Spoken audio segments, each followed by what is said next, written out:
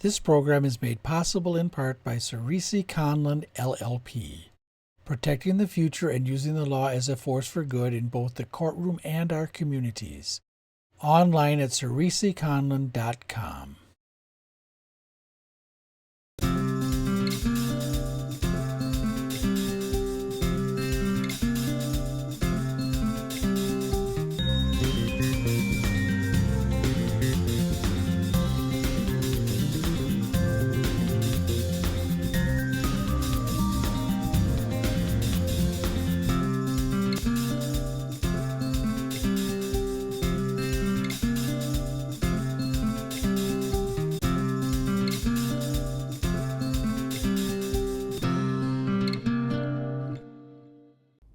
Hello and welcome.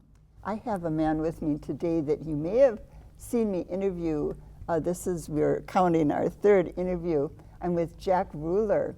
And Jack, as most of you probably know, in the Twin Cities, was the artistic director of Mixed Blood Theater and the man who founded it.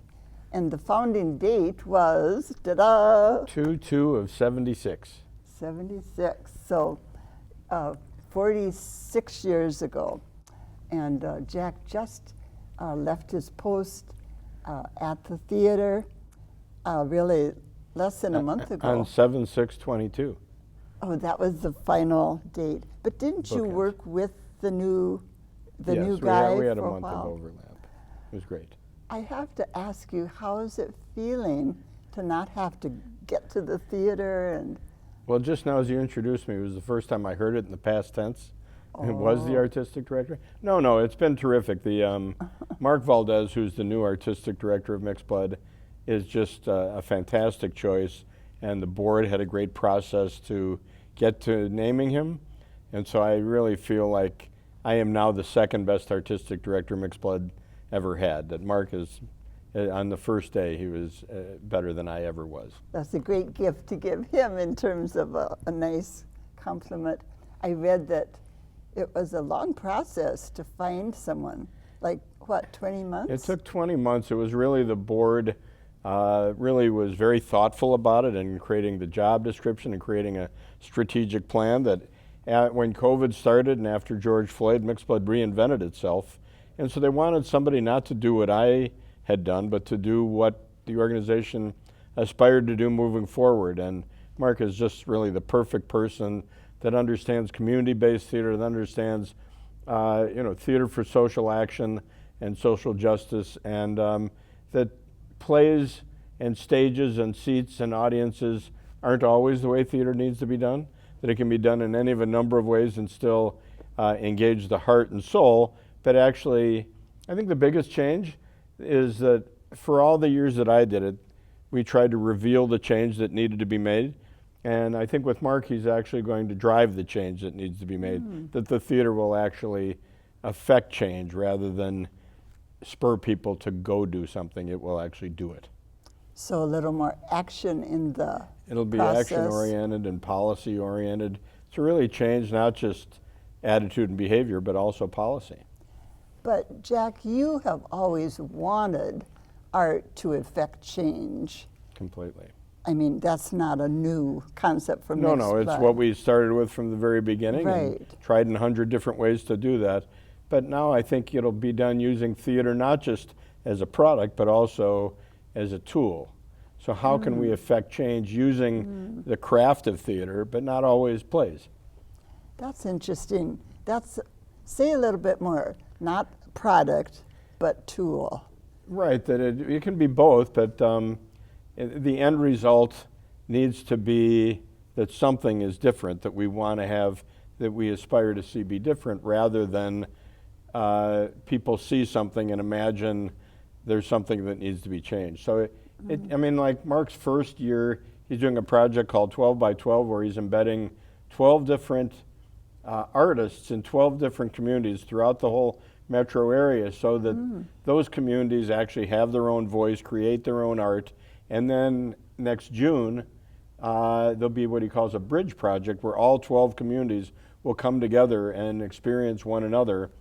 And it's his way of saying, I need to get to know the Twin Cities. I'm an outsider. Even though he's done 15 shows at Mixed Blood over there, or I think 9 or 10 shows over 15 years, he doesn't really know the cities as intimately as he'd like to. And he's a California guy, right? He's originally from Texas, and he's moving here from Los Angeles. But he's been here quite a bit. And his name is Mark Valdez. Mark Valdez, yep. So these 12 different artists, will they all get together on the same night or nights and perform? No, as he picks these different communities. Some of them are geographic communities, some of them are more ephemeral. And those artists, you know, I mean, it goes from, you know, a chef to a novelist. It's not theater artists, it's artists of all kinds, photographer. And each artist will go into a community and organize the community and try to hear and give voice to what they have to say. And then create, you know, the event might be a picnic. It might be something in a gym. It won't be 12 different plays, but the culminating bridge project, you know, he should be articulating his own vision, but the culminating project for this 12 by 12 project will be a bridge project of these 12 communities coming together and learning from one another, meeting each other, and getting a bigger composite look at the metro area. That sounds really creative, doesn't it? He's great. So will the audience be moving then from project to project? Each of the audiences will be the members of that community. So while anybody is welcome to go to them, the idea is, how do we have a voice for who we are and where we live and what we have to say? And you know, in some communities, there's people who've stayed there, there's people who've left there, there's people who've come back to there, and there's people who've come there. And I think he really just wants to, you know, blend that all together and see what people have to say. And sometimes, you know, there'll be progress through conflict, and sometimes it'll just be harmony, but it will be an artistic product created in a different way than a playwright writing a script and people quite a different way. But he'll do, I'm guessing, some traditional plays like have been put on too. That is for him to decide. I know, because get him on too. Because he wants to have a metro presence and a statewide presence as well as a national presence. He's doing a project in the Iron Range where he's going there, and that's a place that really has changed over time. It used to be one of the bluer parts of the state, and is no longer. And we're sort of in the midst of a labor revolution, and that was really a labor stronghold of Minnesota. So he's going to do these metro area things, something in the range that will culminate in a play.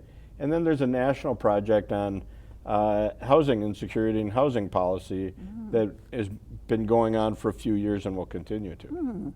When you say activism, that's been a noun or adjective that's described you, hasn't it, too? Yeah, I'm not a theater person. I was an activist who found a voice on the stage.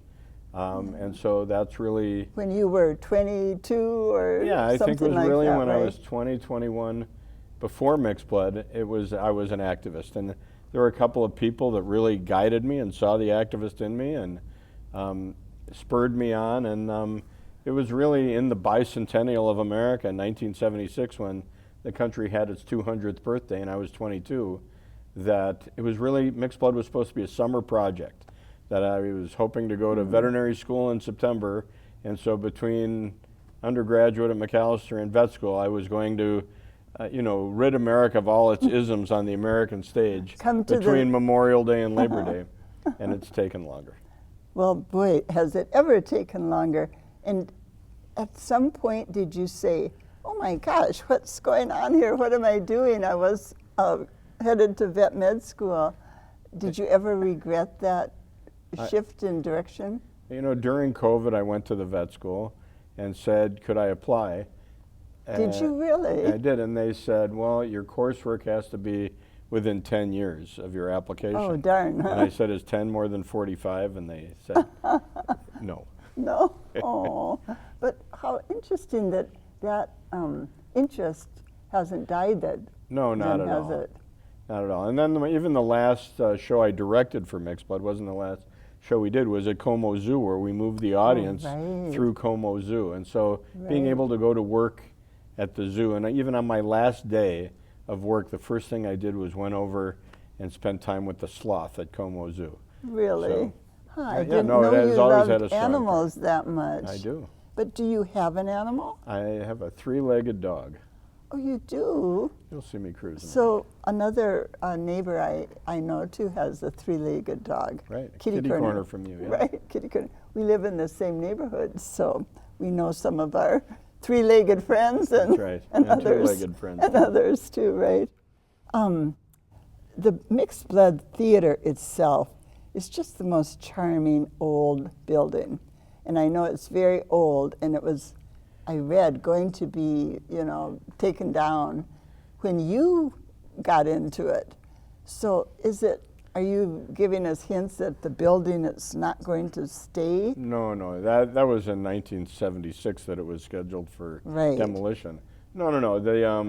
It's an 1887 former fire station. Right. And there was a big sort of utopian development project funded by HUD called Newtown in Town, in which high-end housing was going to be next to subsidized housing, and there was going to be all the services and commerce that a community needed. And so the big high-rises that live next door to Mixed Blood, now called Riverside Plaza, was just the Ralph beginning. Rapson's Yeah, baby. it was the Yeah. beginning of 6 more developments of that size, and it got stalled after the first one. And so the property on which Mixed Blood resides was actually collateral property, and so when the development stalled, we actually got a right of first refusal to buy it. really? And I think $15,000 changed hands on closing.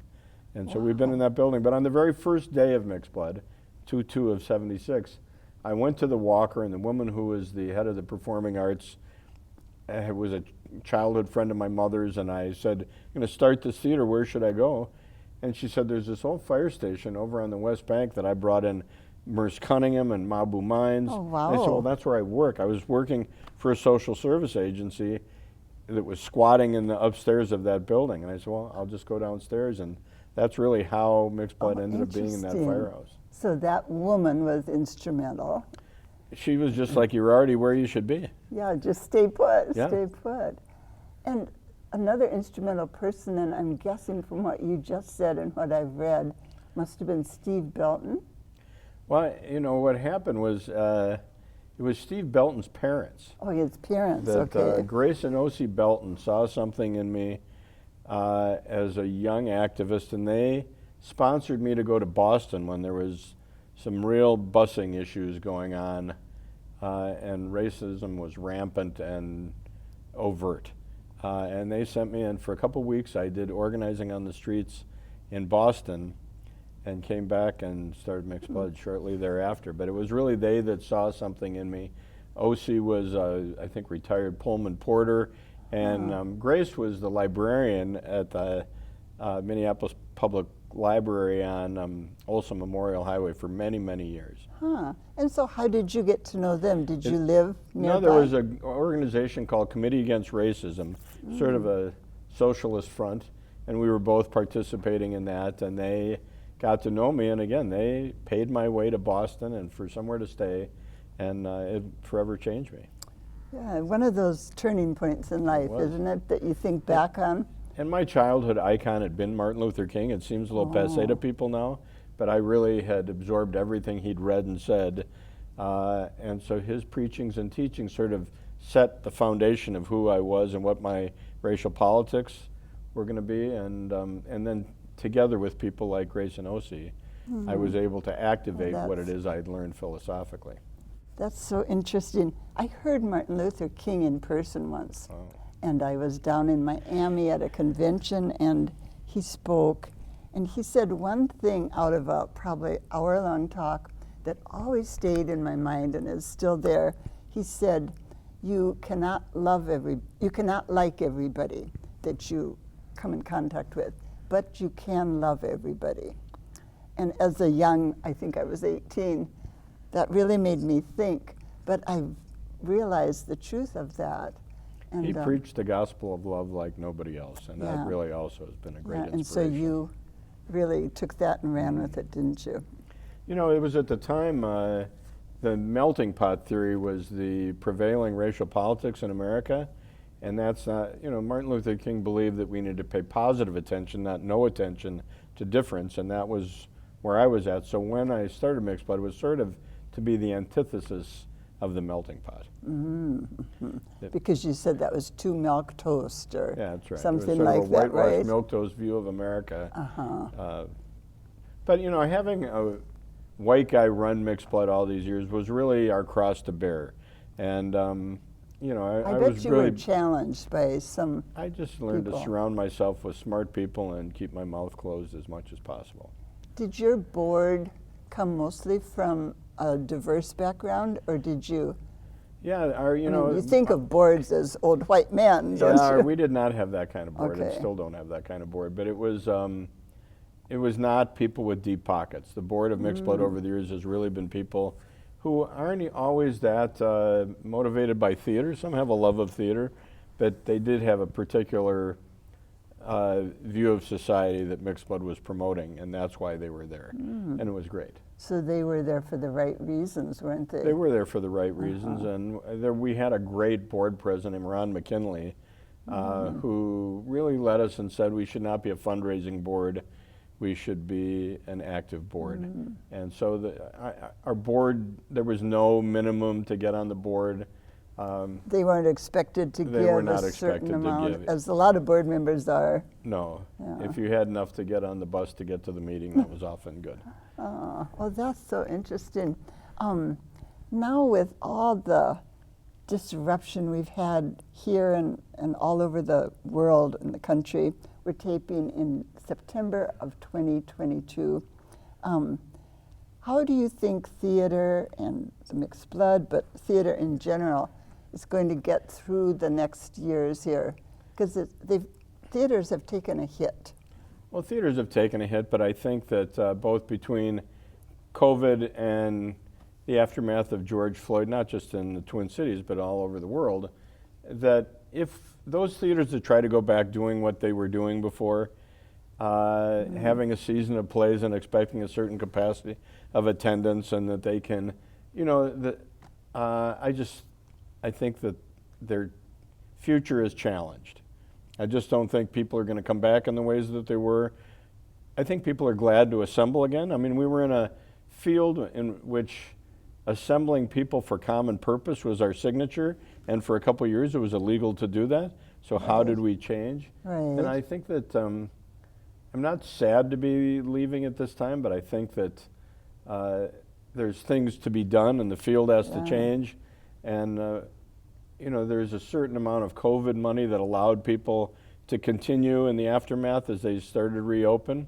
I don't think anybody was quite ready to open and close and open and close, but I'm not convinced that people are going to come back in the numbers that they did. And what happened, this is the world according to crackpot Jack Reuler, is that at the beginning of COVID, I think the theaters really saw they needed to change, and then George Floyd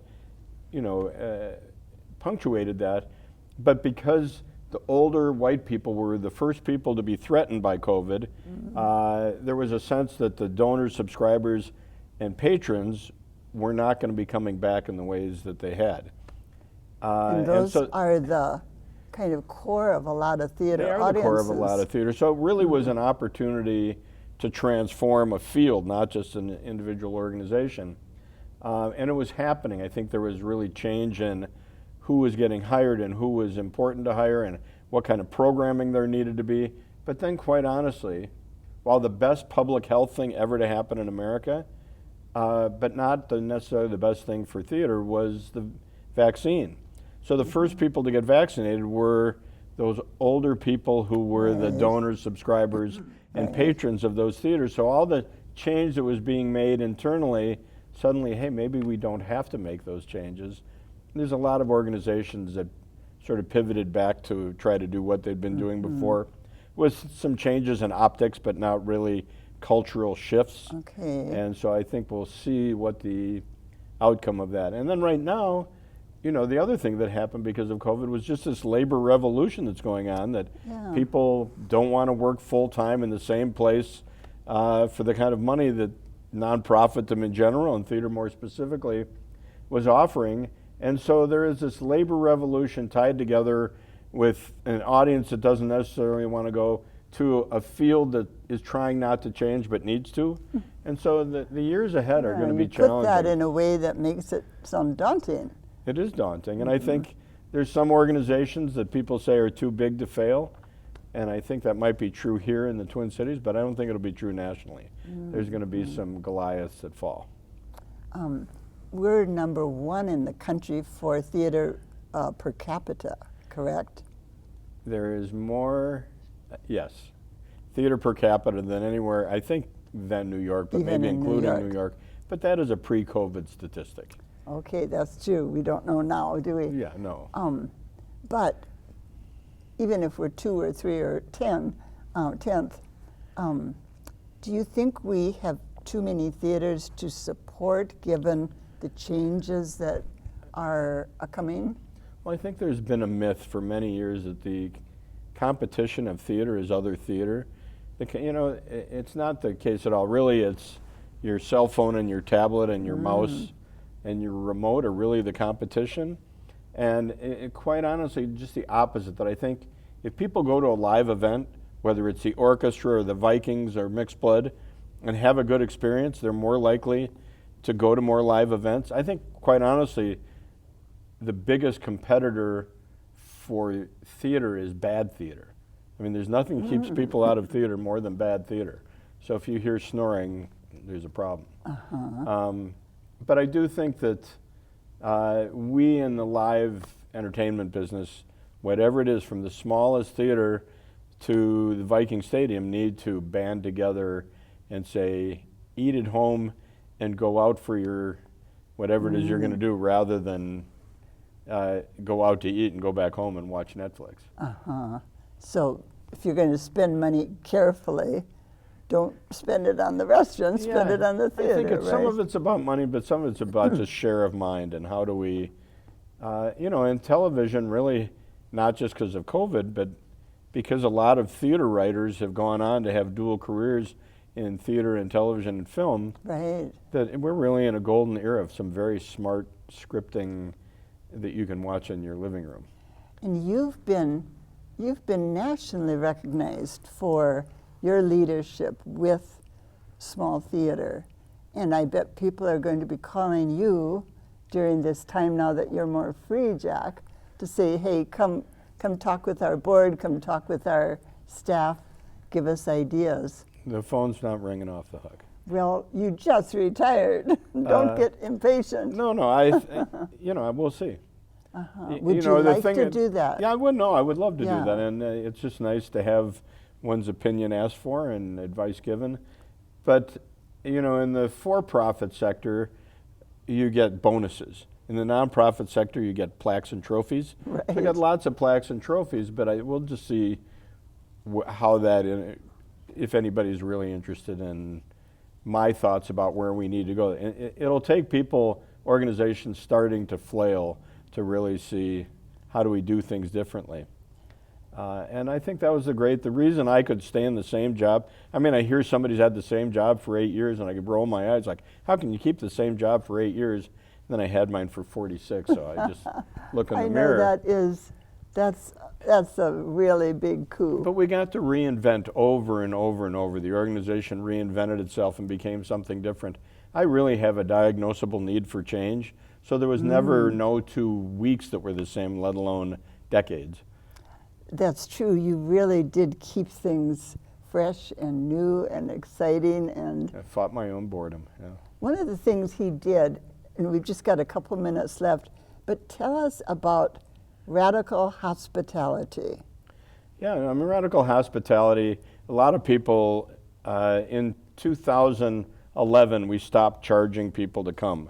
But radical hospitality was much more of a value than it was an initiative. That we wanted to say, what are the barriers people have to attending live theater in general and Mixed Blood specifically? And we had focus groups with one-way mirrors and all kinds of people that we interviewed and had focus groups on, and just said, what are your barriers? And we just made a list of as many as we could and said, okay, we're going to try to get rid of all of these. What does it take? And for all kinds of groups. And so Radical hospitality now, I think, permeates every part of mixed blood. It really is that core value. But it was fascinating to see how the audience changed.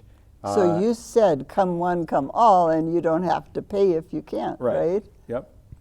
And it did. It changed in age. It changed, the audience's composition changed in age and race and disability and class and income in amazing ways. And sort of the people we didn't actually have more people, a few more people, but who didn't keep coming were traditional theater goers. Really? You know, the 55-year-old white women that buy 75% of the tickets in America, and that was low-hanging fruit, and we should have put more energy into inviting them back. Were they put off, in a sense, by having some people who I think we just failed to invite them street? properly. I think it's no more than bad marketing. Because people can be fearful of anyone that looks different, and, you know. Is there anything, we've got 1 minute left, Jack, that you regret, that you wish now that you had done, and you're going to ask Mark to consider it? You know, I think the most important thing is that Mark puts Mark's signature on Agenda his vision first, and what goes forward. So there's some, no, there's nothing I really, there are things I regret about every day of things that I didn't do, but I don't. When I look back, overall, I really had a great career at Mixed Blood and got to do things, and it opened portals into the community that I never imagined would be for a person in theater and an activist, and people listened to what I had to say and invited me to share my opinions. Well, you had a stellar, stellar career, and I think everybody that knows about you and about Mixed Blood is totally impressed and proud of what you've done. So thank you for doing what you did all those years. I knew we'd made it when I went on my GPS to find out how to get to Mixed Blood from somewhere, and it showed up. So I knew that. Yes, you made it in lots of ways, nationally too. Well, thank you so much, Thank you Jack, for having coming me. down. It's been great. Thank you for joining us. I'll be back next week. And if you want to learn more about Mixed Blood, I think it's just www.mixedblood.com. So check it out, see what's coming up. Thank you for having me. Yes, you're welcome.